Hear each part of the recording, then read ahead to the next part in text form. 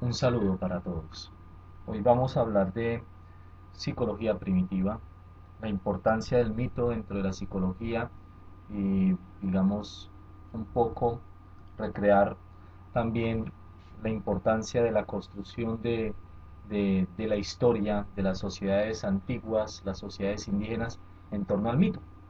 El mito no es solo un texto, no es solamente de análisis hermenéutico, no es un texto que se analiza por separado, es un texto que tiene una función, la función es el ordenamiento moral y social en torno a la cultura que construye dicho mito, le da sentido a esta cultura y se debe estudiar dentro de múltiples aspectos, como es eh, eh, eh, el contexto religioso, la organización social, la economía, las costumbres, la moralidad eh, bueno, y la construcción de las pautas culturales que los mitos recrean a partir de las relaciones sociales que el mito construye, de las pautas sociales y su relación con la norma social. Si hay unas pautas sociales que construyen normas sociales, podemos decir que el individuo es un sujeto estático, al parecer. Pero cuando el individuo dejó de ser estático y se convirtió en un individuo propositivo. Según el psicoanálisis, esto se empezó a generar a partir del descubrimiento del hombre de sus instintos. Los instintos hacen parte de una psique individual. Estos instintos explican los comportamientos colectivos que llevaron al desarrollo de las culturas y cómo este instinto individual se convierte en un instinto colectivo a partir de la homogeneización del pensamiento, o sea, cómo este inconsciente colectivo empieza a ser compartido como un repositorio y eso demuestra de que las culturas han cambiado en torno a la falta de control de sus instintos. Esto muestra de que los errores culturales han dado fin a la creación de normas sociales y normas culturales o leyes. En el libro El malestar de la cultura de Sigmund Freud habla del crimen cometido por la horda primitiva al asesinar a su padre, y lo asesinan porque la horda siente, por decirlo así, envidia porque el padre es el único que tiene derecho a ejercer su sexualidad. Entonces, este mito de la horda primitiva muestra una serie de elementos claves en el desarrollo de las sociedades. Primero, la exogamia, o sea, el no tener vínculos afectivos o sexuales con miembros de su familia. Las reglas sociales, las primeras reglas sociales, eh, la religión y el culto a seres maravillosos o animales totémicos, en palabras de Sigmund Freud. Y bueno, esto habla del complejo núcleo familiar que tiene una estructura, un orden biológico, en donde el padre es el que tiene los derechos y el padre es el que, digamos, el que ejerce el liderazgo. Entonces, el matar a este padre habla de un Edipo filontogénico. ¿Qué es filontogénico? Que hace parte del ser humano y que va con su historia. Y si uno mira, a partir del desarrollo de las sociedades, este edípico todavía permanece y no es exclusividad, digamos, de las sociedades indígenas.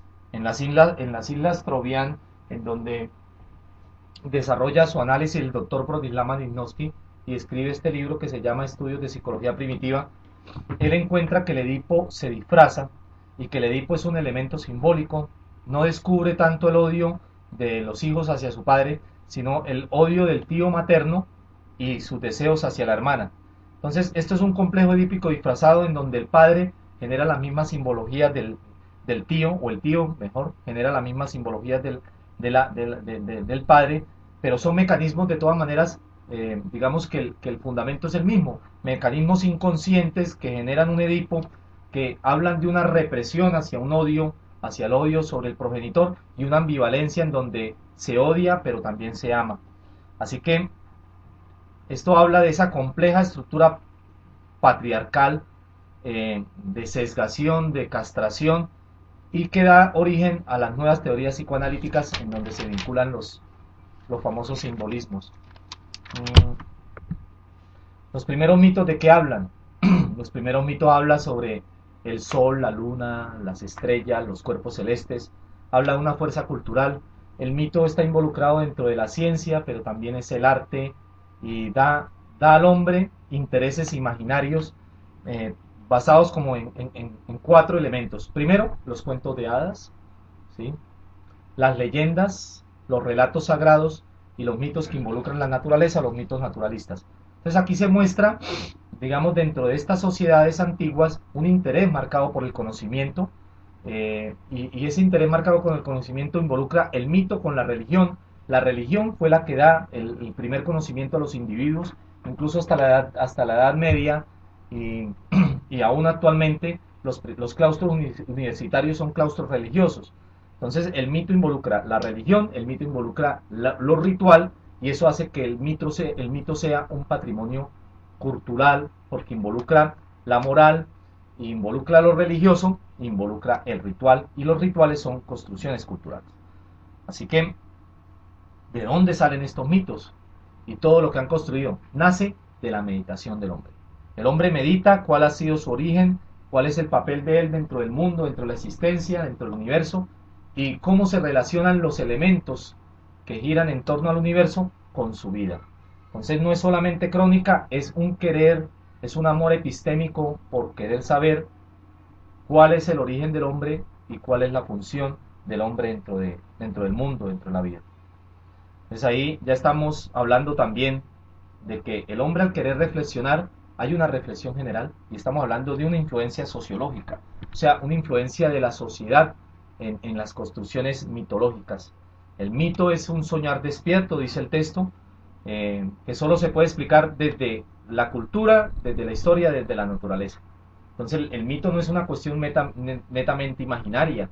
El mito habla de construcciones del inconsciente, de atributos del inconsciente y símbolos del inconsciente. Es una realidad viviente que se cree que ha sucedido y que influye en el mundo, en el destino y en la conducta del ser humano. Muy interesante el mito.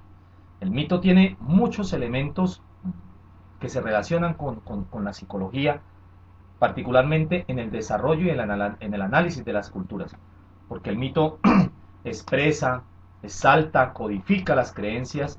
El mito custodia y legitima la moral, el ejercicio moral, la axiología, garantiza las eficiencias del ritual y contiene reglas prácticas para dar lección al hombre. Dar lección al hombre. Por ejemplo, a un borracho le sale la llorona a medianoche. Entonces la lección para el borracho cuando le sale la llorona, ¿qué es? No debo trasnochar ni debo tomar. ¿Ve? Entonces es como un ejemplo ahí muy sencillo, ¿sí? El libro habla sobre mitos que esta persona estudió, el doctor Malinowski estudió en la isla Trovián, en Guinea, en Nueva Guinea, en África. Entonces, él analiza los cuentos, y cada cuento tiene una personificación y una personalización. O sea, cada persona cuenta el mito de manera diferente y lo individualiza.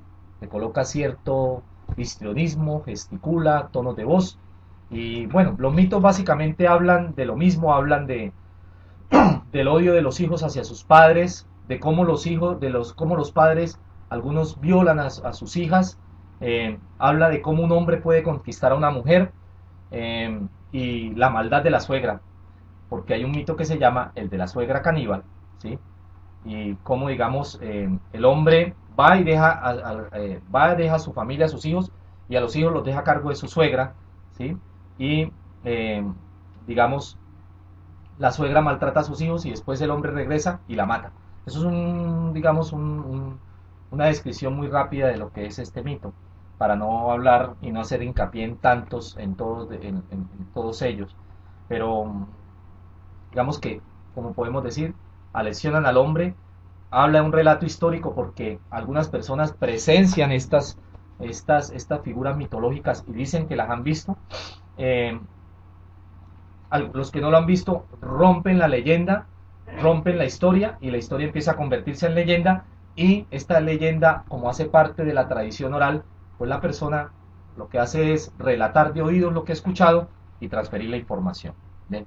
Entonces, Estos cuentos mitológicos satisfacen ambiciones sociales, aleccionan al hombre, dan un sentido a una práctica moral y a una práctica social. Esa es la función del mito, ¿sí?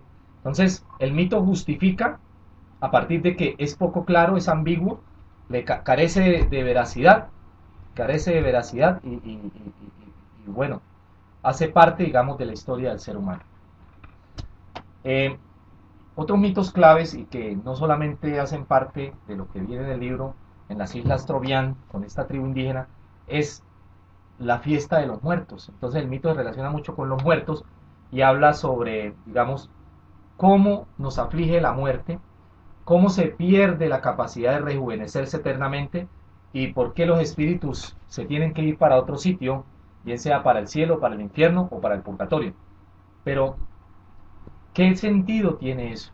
Entonces, eso tiene un sentido, digamos, de cuestiones que el hombre no le encuentra explicación, pero que quiere encontrarle explicación desde una base técnica científica. Entonces, la, para salir del escepticismo de la muerte, la persona busca dar conocimiento científico, las sociedades, las culturas, buscan darle conocimiento científico a la muerte a partir de los ritos, de los mitos, las leyendas, los cuentos sagrados y los cuentos naturalistas. Entonces, eso hace que la muerte se convierta no solamente en un paso biológico del ser humano o de cualquier ser vivo, sino en un hecho cultural, porque tiene sus mitos, tiene sus ritos y tiene sus prácticas religiosas y sus costumbres. Entonces, a partir de eso, la muerte involucra una moral, un ritual y una organización social en que las almas buenas van para el infierno y las almas malas, perdón, las almas buenas van para el cielo y las almas malas van para el infierno. Y entonces a partir de ahí ya le generamos un destino a estas personas, a quienes son buenos y quienes son malos. Pero bien sabemos que la bondad o la maldad es una construcción social y el ser humano cataloga o etiqueta, genera categorías de quién es bueno y quién es malo. Y bueno, y a partir de ahí, pues el rito de la muerte también genera estas cosas y manda un lugar a quienes son buenos y a quienes son malos a partir de las actividades que el género humano o que estas personas dieron en vida. ¿Mm? Hay un dicho que se dice que todos los muertos son buenos, incluso como Pablo Escobar, ¿no? Eh, y bueno, depende para quién sea bueno y para quién sea malo. La cuestión es cómo el mito muestra situaciones a nivel de causalidad. Por ejemplo, yo fui bueno en la vida, me voy para el cielo, fui malo, me voy para el infierno, entonces hay una causa, pero también es un acto de fe porque uno no sabe si se va para allá o si va para arriba o va para abajo, o si el cielo existe o no existe. ¿Mm? La cuestión es que no podemos decir que es una creación imaginaria porque tiene un origen cultural, genera unas pautas sociales y hacen parte de la historia del individuo y por lo tanto el mito no se debe desarraigar de la cultura porque si se desarraiga de la cultura no podemos analizar la cultura, una pauta social, una pauta cultural y por lo tanto pragmáticamente estaríamos entrando en demagogias y solamente analizarlo desde nuestro punto de vista. Las prácticas sociales y culturales se analizan dentro de la cultura. A eso se le llama etnografía o metodología etnográfica, que es sumirse en la cultura para analizar los mitos y cómo los mitos tienen validez dentro de una cultura. Y eso hizo el doctor Bronislaw Malinowski con sus estudios de psicología primitiva. Soy Henry Giovanni Rondón, espero que les haya gustado el video. Que estén muy bien.